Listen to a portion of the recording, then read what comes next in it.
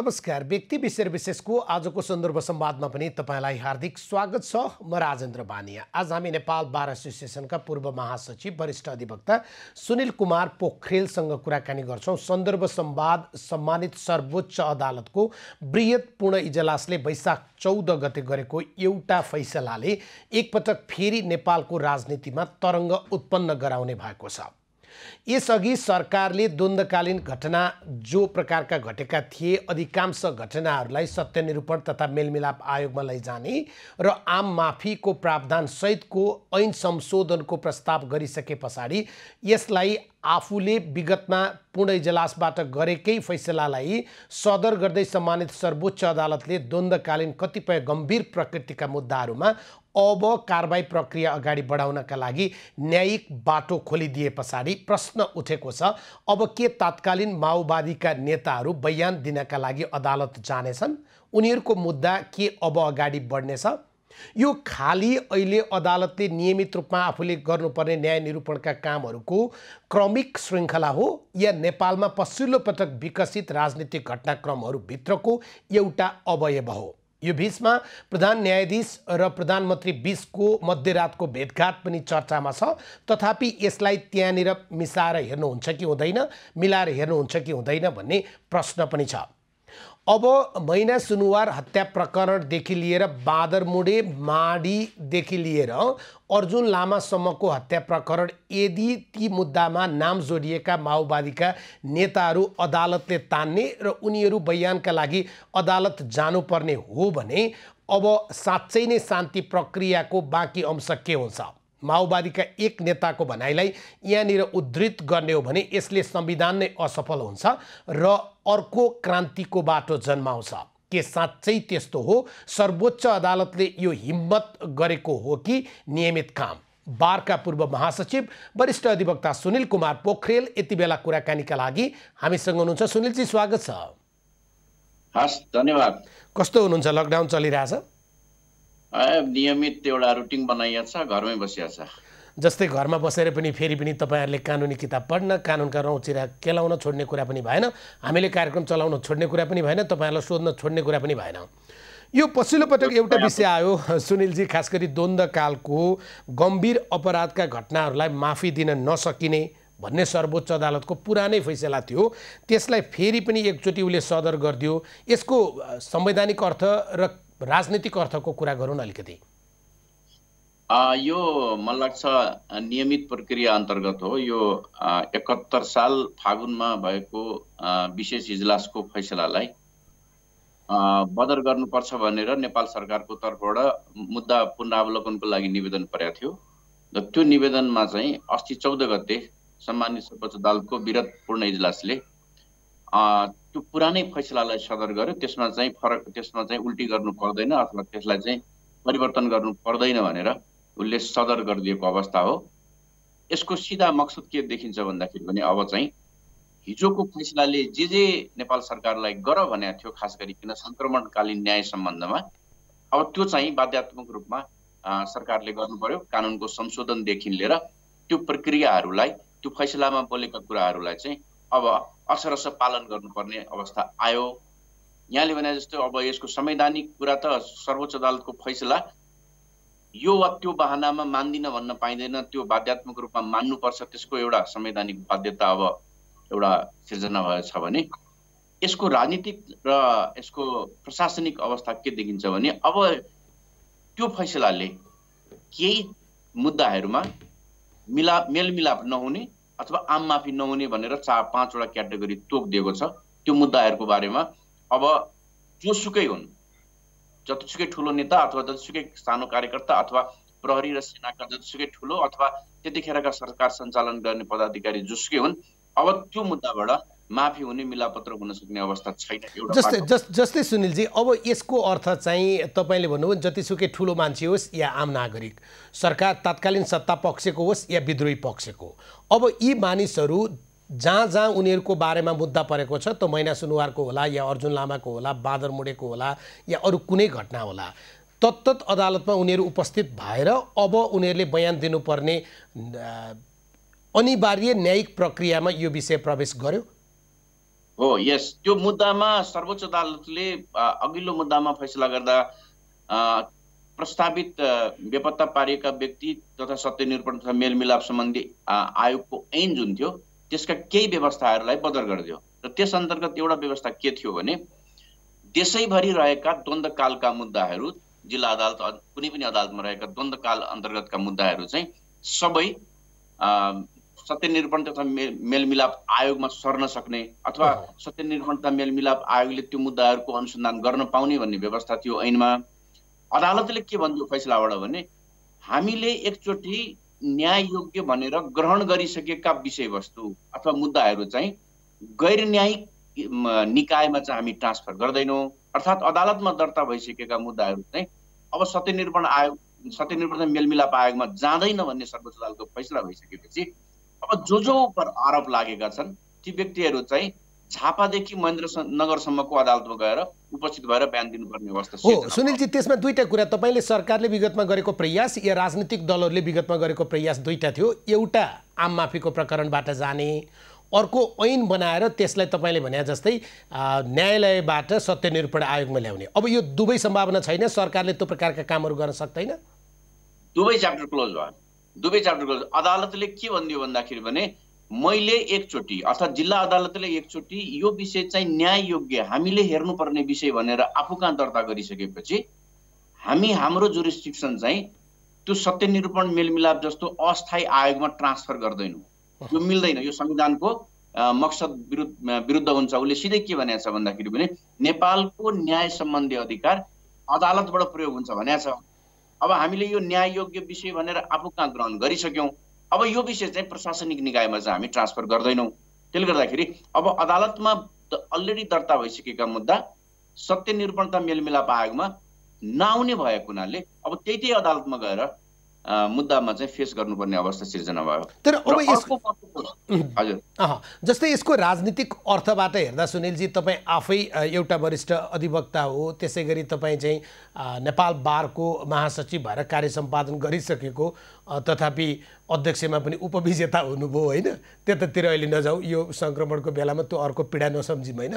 तर जो प्रकारको यसले राजनीतिक रूपमा भोलि सन्तुलनको, राजनीतिक रूपमा सरकारको या राजनीतिक रूपमा राजनीतिक दलहरूको या विस्तृत शान्ति सम्झौताको यी सबै कुरालाई खलल गर्छ जस्तो तपाईँलाई लाग्दैन? होइन, हामीले बारमा हुँदा पनि र नागरिक समाजको हैसियतमा पनि द्वन्द्वरत दुईटै पक्षहरूकासँग एक खालको वार्ता गरेका थियौँ। तपाईँलाई मैले जानकारी गराउँछु।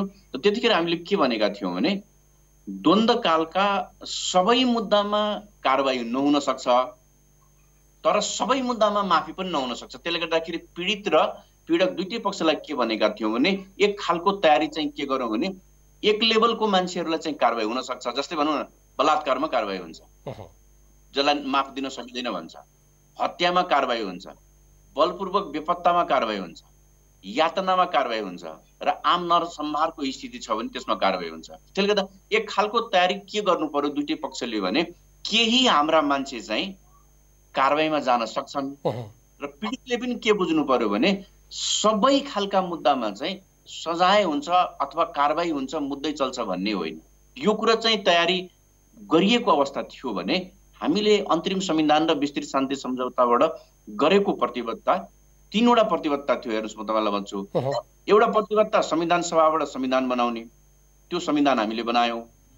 लडाकुहरूको व्यवस्थापन गर्ने, त्यो पनि हामीले सिद्ध्यायौँ। तेस्रो विषय चाहिँ संक्रमणकालीन न्यायको सुनिश्चितता गर्ने। त्यस अन्तर्गत के थियो भन्दाखेरि भने सत्यको उत्खनन गर्ने अथवा त्यो 10 वर्षीय जनयुद्धमा भएको के हो भन्ने कुरा उद्घोष गर्ने, पहिलो कुरा, र सबैले त्यसलाई स्वीकार गर्ने। दोस्रो कुरा, पीडितलाई पहिचान गरेर पीडितलाई परिपूरणको सुनिश्चितता गर्ने। तेस्रो चाहिँ पीडकलाई न्यायको दायरामा ल्याउने। के का लागि भन्दाखेरि भने फेरि भविष्यमा यस्तो कुरा नदोहोरियोस् भन्नका लागि। तर अहिले दुर्भाग्य के भयो भन्दाखेरि भने हामीले संक्रमणकालीन न्याय अन्तर्गत संक्रमणको अन्त गर्यौं, न्याय चाहिँ बिर्स्यौं। र न्याय जब बिर्सिन्छ नि त्यो बडो महँगो पर्छ। जस्तोसुकै तपाईँ राज्य व्यवस्थामा जानुस्, जस्तोसुकै व्यवस्था सुनिश्चित गर्नुस्, न्याय स्थापित गर्न सक्नु भएन भने सधैँभरि यो अवस्था आइरहन्छ। आज मलाई लाग्छ फेरि फर्केर त्यही आइपुगेको छ। तपाईँले न्यायलाई बिर्सेर अगाडि बढ्न खोजेको अवस्था भएको हुनाले आज राजनीतिक वृत्तमा भन्नुहोस् या संवैधानिक वृत्तमा भन्नुहोस्, यो समस्या फेरि बल्झेर आएको होइन। तपाईँले भन्नुभयो नि अब मानिसहरूको बुझाइको प्रश्न त्यहाँनिर चाहियो, कानुनी रूपमा त्यसलाई सेग्रिगेट गर्ने, त्यसलाई छुट्याइदिने विषय पनि त्यहाँनिर आयो कि तपाईँले भने जस्तो सबै माओवादी नेताहरूका नाममा या द्वन्द्वकालका मुद्दाहरू जति छन् ती सबैमा अब कारबाही हुने भने पनि होइन। तर होइन, अब माओवादी नेताहरूको बुझाइ के बन्ने छ, या तपाईँ हामी कुराकानी गरिसके पछाडि या सर्वोच्चको पूर्णपात बाहिर आइसके पछाडि या यो विषय बहसमा आइसके पछाडि द्वन्द्वकालमा हामीले चाहिँ राजनीतिक कारणका लागि गरेका चाहिँ कार्यहरूमा पनि हामीलाई मुद्दा लगाउने, हामी अदालत जानुपर्ने, त्योभन्दा त हामीलाई सजिलो सडकमा जानु हुन्छ भनेर उहाँहरूले त संविधानै खारेज हुन्छ भन्ने प्रकारको धम्की दिन सक्ने होइन। अनि फेरि जो पीडित छन् उनीहरूले त्यो तपाईँले भने त बलात्कारको पीडा होला, हत्याको पीडा होला, चोरीको पीडा होला या अङ्गभङ्गको पीडा होला, उनीहरूले अब त हामी न्याय पाउने भयौँ, हामी अदालतमा चाहिँ हाम्रा मुद्दाहरू चाहिँ सम्पूर्ण रूपमा निरूपण हुने भए, यो दुवै चिज त गल्ती भयो नि बुझाइ होइन? होइन, त्यही भएर मैले यसको सटिक तपाईँलाई निवेदन गर्छु, द्वन्द्वको कालमा र द्वन्द्वको क्रममा भएका घटना छुट्याउनुपर्छ। तपाईँले 52 सालको फागुन 1 गतेबाट 63 सालको मङ्सिर 5 गतेभित्र भएका सबै अपराधहरू चाहिँ, सबै कार्यहरू चाहिँ द्वन्द्वकालमा भएको हुनाले माफ पाउनुपर्छ भन्ने हुँदैन। त्यो द्वन्द्वको क्रममा हुनुपर्छ। क्रम भनेको चाहिँ तपाईँले द्वन्द्वरत पक्षको बिचमा भएका क्रियाहरूलाई यो आयोगले हेर्न सक्ने हुन्छ। किनभने एकातर्फ नेपाली सेनाको नेतृत्वमा सङ्गठित फोर्स थियो भने अर्कातर्फ माओवादी द्वन्द्वरत पक्षहरू थिए। तर द्वन्द्वमा पक्षै नभएका मान्छेहरूलाई पनि मारिएको छ, लुटिएको छ दुईटै पक्षबाट। र अर्को के छ भन्दाखेरि भने के यस्ता घटनाहरू छन् तपाईँले त्यो युद्धमा पनि गर्न पाउनुहुन्न, जस्तै बलात्कार गर्न पाउनुहुन्न, मान्छेलाई समातेर आफ्नो कब्जामा लिइसकेपछि मार्न पाउनुहुन्न। जस्तै मैले 2-3 उदाहरण बताउँछु तपाईँले। बाँदर मुडेर दोरम्बाको घटनालाई तपाईँ कसरी जस्टिफाई गर्नुहुन्छ? दोरम्बामा मान्छेलाई हिरासतमा लिएर आफ्नो कब्जामा लिएर मारिएको छ, घेरा हालेर उनीहरूले आत्मसमर्पण नै गरिसके पछाडि हो। बाँदर मुडेमा तपाईँले के गर्नु भएको छ भने पब्लिक बसलाई बम पड्काएर उडाइदिनु भएको छ। यो कुराहरू कसरी जस्टिफाई हुन्छ? त्यसले त मैले भन्न खोजेको द्वन्द्वको क्रममा भएको र द्वन्द्वको कालमा भएको घटना छुट्याउनु पर्छ। त्यसभित्र पनि अझै के हुन्छ भने फौजदारी न्यायवाला विषय छ भने त्यो नर्मल अदालतमा जान्छ। तपाईँले द्वन्द्वकालमा पनि गर्नुभएको छ भने त्यसबाट माफी पाइँदैन। तर सङ्क्रमणकालीन न्यायको विषयवस्तु छ भने त्यो चाहिँ आयोगले हेर्न सक्ने अवस्था हुन्छ। जस्तै माओवादीले बारम्बार गरेको प्रयास र अलि बढी नागरिक समाजमा या मानवाधिकारवादीहरूसँग बढी भिजेको प्रश्न भनेको चाहिँ गोर्खाका कृष्णप्रसाद अधिकारीलाई चितवनमा उनी एसएलसी दिएर बसेको बेलामा उनीलाई हत्या गरियो। त्यो मुद्दा जसरी किचलोको रूपमा आयो, माओवादीले त्यसलाई राजनीतिक कारण भन्यो, मानवाधिकारवादीहरूले यो अमानवीय भने, र त्यही क्रममा चाहिँ माओवादी पक्षको सबभन्दा ठुलो दलिल भनेको चाहिँ तपाईँले भने जस्तो द्वन्द्वका क्रममा कि द्वन्द्वकालीन भन्नेमा छुट्याउने होइन। 2052 साल फागुन 1 गतेबाट 2063 साल अब तपाईँले मङ्सिर 5 विस्तृत शान्ति सम्झौताको मिति भन्नुभयो, तथापि उनीहरूले युद्धविराम गरेको समय सम्झने हो भने वैशाख 11 पछि उनीहरूले व्यक्ति हत्या या त्यो प्रकारका घटनाक्रम गरेका छैनन्। त्यहाँनिर उभिएर हेर्दाखेरिमा अब भने पछाडि दोरम्बा होस् या तपाईँ माडी होस् या अर्जुन लामाको विषय होस् या डेकेन्द्रको होस्, यी सबै विषय त माओवादीका ठुल्ठुला नेताहरूको नाम जोडिया छ त्यहाँनिर। त उनीहरू अदालत जान्छन् त होइन? त्यो अदालतको फैसला सबैले मान्नुपर्छ भन्ने कुरा संविधानमा लेखेको छ। अदालतले अन्तिममा के भनिदियो भने मगा दर्ता भइसकेका मुद्दाहरू आयोगमा म ट्रान्सफर गर्दिनँ, त्यो संविधान विपरीत हुन्छ। अब आयोगमा नआइसकेपछि मुद्दा त जहाँ जहाँ छ ती गएर बयान दिनुपर्ने होला नि त। भनेको जस्तै म तपाईँलाई उदाहरण भनौँ, सभामुख अग्निप्रसाद सापकोटाको उहाँ सभामुखको उम्मेदवार सिफारिस हुँदै गर्दा पनि यो विषय उठाएको थियो। कतिपय अधिकार कर्मीहरूले, लोकतन्त्रवादीहरूले भन्नुभएको थियो मुद्दा अदालतमा निरूपण नहुँदासम्म कम्तीमा पनि त्यस्तो सम्मानित पदमा नलगियोस् भन्ने कुरा थियो। उहाँका विरुद्धमा मुद्दा नै चाहिँ केही वरिष्ठ अधिवक्ताहरूले लिएर जानुभएको थियो। त्यो सबै क्रममा पनि यसलाई अहिलेसम्म टाल्ने गरेको चाहिँ यो द्वन्द्वकालीन मुद्दा हो भनेर होइन। सरकारले पनि प्रयास गरेको थियो नि, विगतमा ऐन संशोधन गर्नेदेखि लिएर धेरै प्रकारका प्रयास गरेको थियो। अब सरकारको बाटो पनि बन्द भयो, माओवादीको मुख पनि बन्द भयो या सेनाको मुख पनि बन्द भयो। त्यो अर्जुन लामाको केस तपाईँले गर्नुभयो, त्यो भनेको हत्या हो। सर्वोच्च अदालतको फैसलाले के भन्यो भने हत्याको विषय मेलमिलाप हुन सक्दैन। पीडितले चाह्यो भने पनि मेलमिलाप हुँदैन त्यसमा।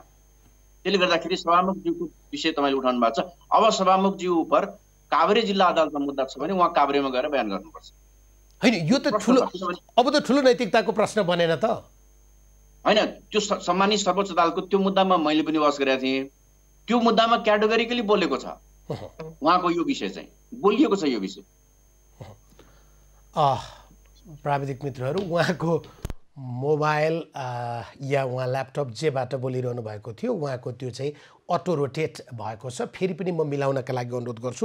असाध्यै सान्दर्भिक र असाध्यै संवेदनशील विषयमा आज हामी कुराकानी गरिरहेका छौँ। यो विषय उत्ताउलो भएर प्रस्तुत गर्ने विषय पनि होइन, यो विषय आँखा चिम्लिएर सुनिरहने विषय पनि होइन। सम्मानित सर्वोच्च अदालतको वैशाख 14 को सुनिल पोखरेलको भनाइमा नियमित रूपमा उसले आफ्नै अदालतले विगतमा पूर्ण इजलासबाट गरेको फैसलाको विषयमा जो पुनरावेदनको विषय गएको थियो सरकारको तर्फबाट, त्यसलाई खारेज गरिदिए पछाडि अब माओवादीका नेता हुन् या नेपाली सेनाका, हिजो सरकारका मान्छे हुन्, उनीहरूलाई लागेको मुद्दामा उनीहरू अदालत जानुपर्छ र तत्तत अदालतबाट यो विषयको निरूपण हुन्छ भने पछाडि यसको कानुनी र राजनीतिक विषय आज हामी नेपाल बारका पूर्व महासचिव सुनिल कुमार पोखरेलसँग कुराकानी गरिरहेका छौँ। सुनिलजी, हजुर, यो प्रविधिले यति धोका दिन्छ, यसलाई पनि हामी एउटा विश्रामको रूपमा माने पनि भयो होइन। अब यसले चाहिँ तपाईँले अहिले हामीले बिचमा पनि कुराकानी गरेका थियौँ, शान्ति प्रक्रिया भङ्ग हुने बाटोमा गयो? होइन होइन, त्यो हुँदैन। किन भन्दाखेरि भने हामीले स्वीकार गरेकै विस्तृत शान्ति सम्झौतामा सही गर्दा नै दुईटै पक्षले के स्वीकार गरेका छौँ भने हामी त्यो 3टा चिज सुनिश्चित गर्छौँ भनेका छौँ। हामीले 2टा संविधान निर्माण गर्ने र लडाकुको व्यवस्थापन गर्यौँ। अब न्यायको सुनिश्चितता गर्ने कि नगर्ने भन्दाखेरि पनि तपाईँले पहिले सही गर्नुभएको छ, न्यायको सुनिश्चितता गर्छु भनेको छ। न्यायको सुनिश्चितताको विषय उठिसकेपछि त्यो विषय अदालत गयो। अदालतले त्यो विषयलाई क्याटेगोरिकली यो गर है भनेर तोकिदियो। र अझै साथसाथै हामीसँग के पनि छ भन्दाखेरि भने नेपाल पक्ष रहेका विभिन्न अन्तर्राष्ट्रिय सन्धि सम्झौताले पनि यो विषयलाई मार्ग निर्देश गरिदिएको छ। जस्तै म तपाईँलाई उदाहरण बताउँछु, हरेक देशमा यस्तो अप्ठ्यारो पर्छ नि। जस्तै साउथ अफ्रिकामा के भयो भन्दाखेरि भने यस्तो विषय आइसकेपछि त्यतिखेरका त्यहाँका राष्ट्रपति नेल्सन मण्डेलाले के भनिदिनु भने फर्गिभ बट नेभर फर्गेट, माफ गरिदेऊ तर कहिल्यै नबिर्सा। रुवान्डामा यो विषय उठ्यो। रुवान्डाको राष्ट्रपतिले के भनिदिनु भन्दाखेरि भने फर्गिभ एन्ड फर्गेट भनिदिनु भयो। अब यसलाई छोडिदिउँ, यो किस्सा खतम गरिदिउँ। अब चाहिँ यो बिर्सौँ, हामी जातीय द्वन्द्वमा नजाउँ, अब देश विकासतर्फ लागौँ भनेर गयो। नेपालको सर्वोच्च अदालतले के भनिदियो भन्दाखेरि भने 4वटा खालका क्याटेगोरीमा तँलाई मेलमिलाप हुँदैन। मेलमिलाप हुनको लागि पनि पीडितको सहमति चाहिन्छ।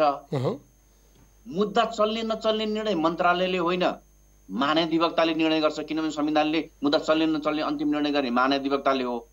ऐनमा व्यवस्था के ल्याएको थियो, मन्त्रालयले सिफारिस गरेमा भन्ने थियो। सिफारिस नगरेपछि मुद्दा टुङ्ग्याउने अवस्था थियो। त्यो ऐन नै टुङ्गिहाल्यो। त्यसले गर्दाखेरि सर्वोच्च अदालतको एउटा हामीलाई गाइडलाइन्स प्राप्त छ। हामीले विस्तृत शान्ति सम्झौता र अन्तरिम संविधानमा प्रतिबद्धता गरेका छौँ। अब त्यो बमोजिम चाहिँ हाम्रा केही मान्छेलाई मुद्दा चल्छ, हामीले त्यो बमोजिम चाहिँ अब त्यो मुद्दाको परिणाम भोग्नुपर्छ भन्ने दुईटै पक्षले तयारी गर्नुपर्छ। होइन, यसलाई सिधा भाषामा भनौँ न सुनिलजी, जस्तै अब कुनै पनि इफ बट तर याने माने केही भनेर हुँदैन। पुष्पकमल दाहाल भनेको आजको यो मुलुकको सत्तारूढ दलको अध्यक्ष हो क्या, उहाँसम्मको मान्छे पनि अब अदालत जानै पर्छ, अर्को विकल्प छैन। त्यो 4वटा मुद्दामा उहाँलाई आरोप लागेको छ भने उहाँ जानुपर्छ र उहाँले अदालतबाट क्लिन चिट लिनुपर्छ फर्माटबाट। तर एकजना पूर्व महान्यायाधिवक्ता के भन्नुहुन्छ भने अब फेरि नेपालमा कानुनमा लागेका मान्छेहरू एउटै संविधान एउटै ऐन कानुन पढ्नेहरू पनि राजनीतिक दलको निकटताका आधारमा फरक व्याख्या गर्नुहुन्छ। त्यो पनि पेसाको धर्ममै पर्छ होला, म त्यता जान्न होइन, किनभने डाक्टरलाई त राजनीतिक दलको सदस्यता दिन्छौँ हामी होइन। गम्भीर अपराधमा संलग्न भएकाहरूलाई पनि उन्मुक्ति दिने गरी आएको ऐन संशोधन गर्न अदालतले भनेको छ। सरकारले नयाँ ऐन तयार पारिसकेका छ। अब संसद आइसके पछाडि अर्थात् संसद बसिसके पछाडि यो सबै विषय टुङ्गिन्छ, चिन्ता नगर्नुहोस्। उहाँले भनेको तर्क यही हो। होइन, म 71/11/14 मा भएको सम्मानित सर्वोच्च अदालतको फैसला हेरेर तपाईँलाई भनिरहेको छु।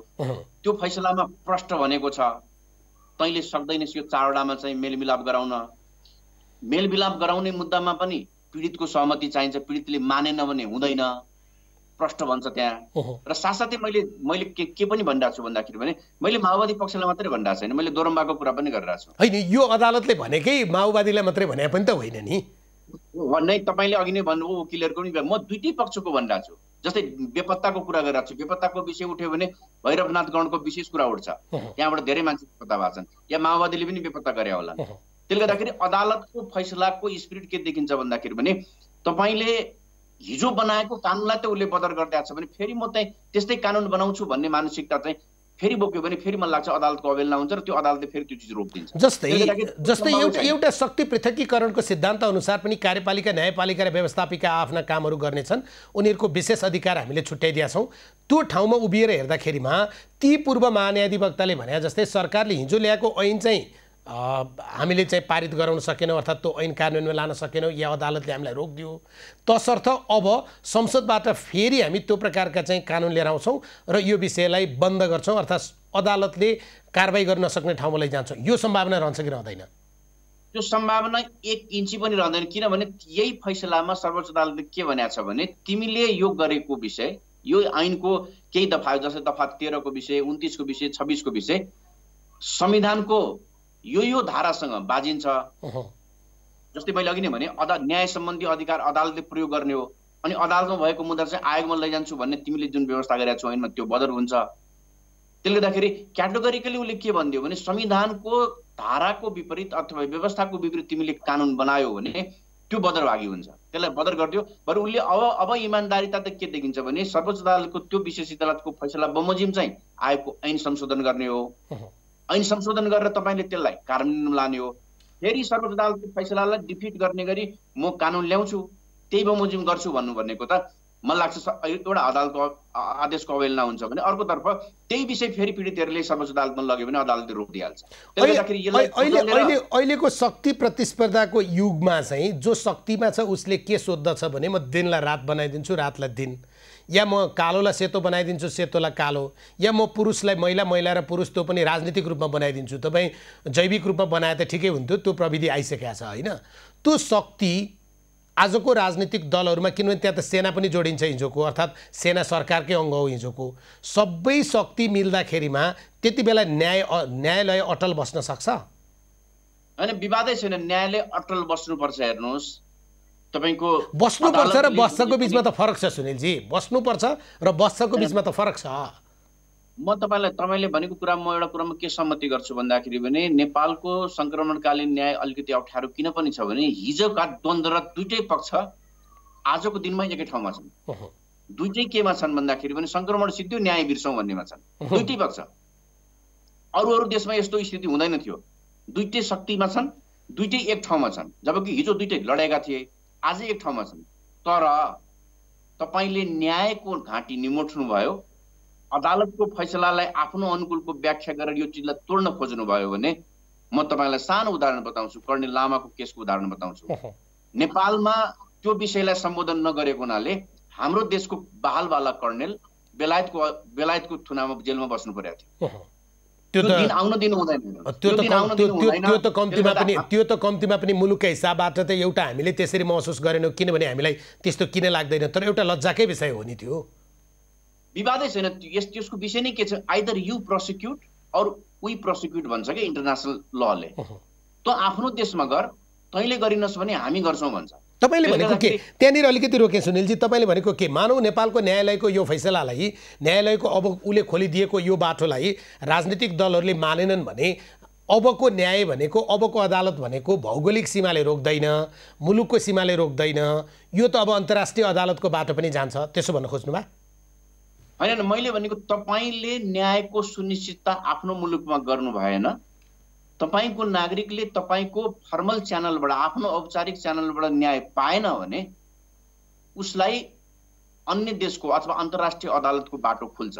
अन्तर्राष्ट्रिय अदालतको बाटो त्यति बेलासम्म खुल्दैन जबसम्म नेपालको न्याय सिद्धिँदैन, नेपालको न्यायिक प्रक्रिया सिद्धिँदैन।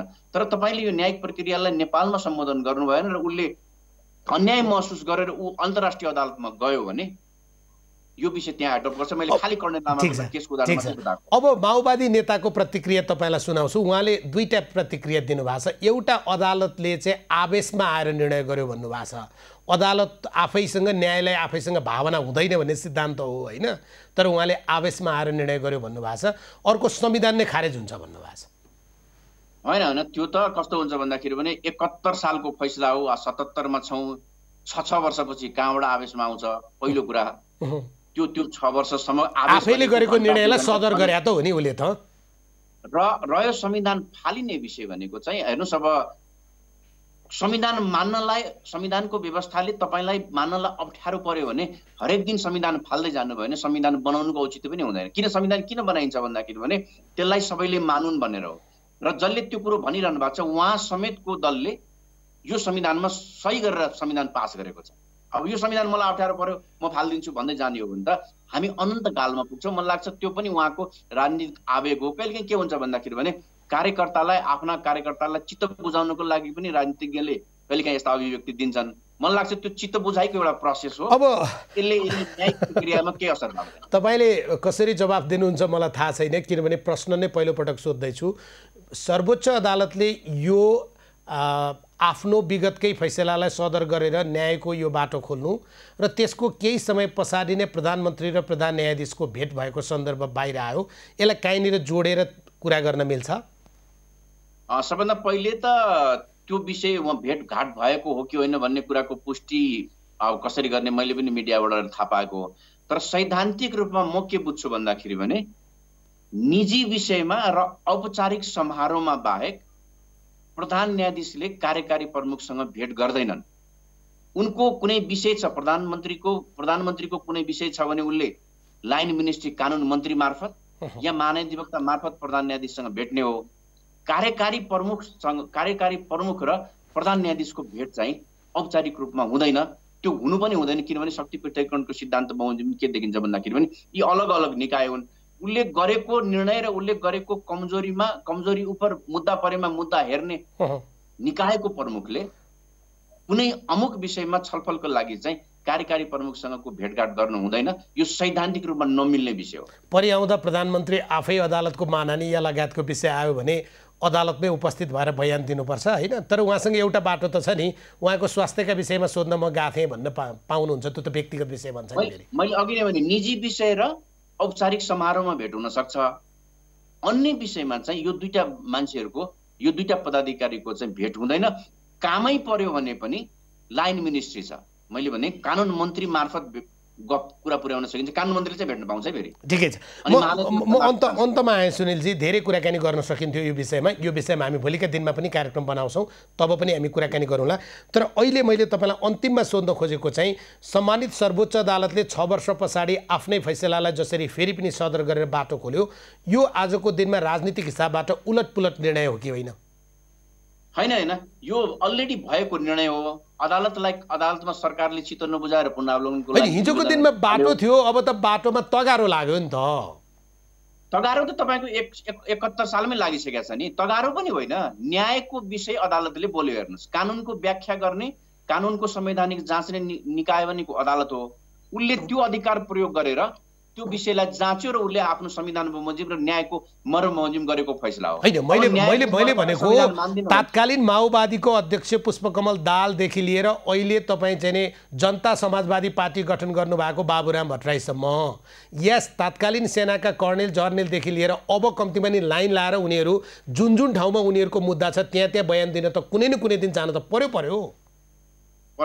त्यो पर्यो। अब त्यो त्यही नै हो, न्यायको मूल्य मान्यता त्यही हो। त्यो यो अदालत कानुन मान्छु, संविधान मान्छु भन्ने र राजनीति गर्छु भन्ने व्यक्तिले, मलाई लाग्छ उहाँहरू त्यहाँ गएर बयान दिनुभयो भने उहाँको उचाइ बढ्छ, कद बढ्छ। यो मान्दिनँ भनेर बस्नुभयो भने मलाई लाग्छ त्यसले उहाँको कद घटाउँछ। हस्, तपाईँलाई धन्यवाद। हस्, यहाँलाई पनि धन्यवाद। सुनिल कुमार पोखरेल आज हामीसँग हुनुहुन्थ्यो, नेपाल बार एसोसिएसनका पूर्व महासचिव। उहाँसँग आज हामीले खास गरी सम्मानित सर्वोच्च अदालतको 2077 साल वैशाख 14 गते जुन विस्तृत इजलासबाट एउटा फैसला सदर भएर आएको छ 2071 सालको, त्यो भनेको द्वन्द्वकालीन मुद्दाहरू सबैलाई सत्य निरूपण तथा मेलमिलाप र बेपत्ता छानबिन दुईवटा आयोग सरकारले विगतमा बनाएको थियो। सत्य निरूपण अन्तर्गत लैजाने सरकारको प्रयास या राजनीतिक दलहरूको प्रयास अब त्यो बाटो बन्द भएको छ। द्वन्द्वकालका केही गम्भीर अपराधका मुद्दाहरूमा अब राजनीतिक दलका नेताहरूले अदालतमा उभिएर बयान दिनुपर्नेछ र अदालतले उनीहरूलाई दोषी ठहर गरेमा उनीहरू अब सजायको भागीदार बन्नुपर्नेछ। त्यो सभामुखको प्रकरणमा लागू हुन सक्छ। त्यो अहिले सङ्घीय प्रतिनिधि सभामा प्रतिनिधित्व गरिरहेका धेरै तत्कालीन माओवादीका नेताहरूको सन्दर्भमा लागू हुन सक्छ। नेपाली सेनाबाट अवकाश पाएर बसेका कतिपय जर्नेल या कर्नेलहरूको मुद्दामा यो कुरा लागू हुन सक्छ। किनभने मैना सुनुवार हत्याकाण्ड उठेको छ, दोरम्बा हत्याकाण्ड उठेको छ, माडी हत्याकाण्ड त्यहाँनिर उठेको छ, गोर्खा फुजल प्रकरण त्यहाँनिर उठेको छ। यस्ता धेरै मुद्दाहरू छन्। अब ती मुद्दाहरू एकपछि अर्को बिउजनेछन् र न्यायको यो बाटो साँच्चै जिउँदो अदालत छ भने खुल्नेछ। व्यक्ति विषय विशेष आजका लागि सकिन्छ। खबरभित्रको खबरका लागि हेर्दै रहनुहोला एभी न्युज खबर। नमस्कार।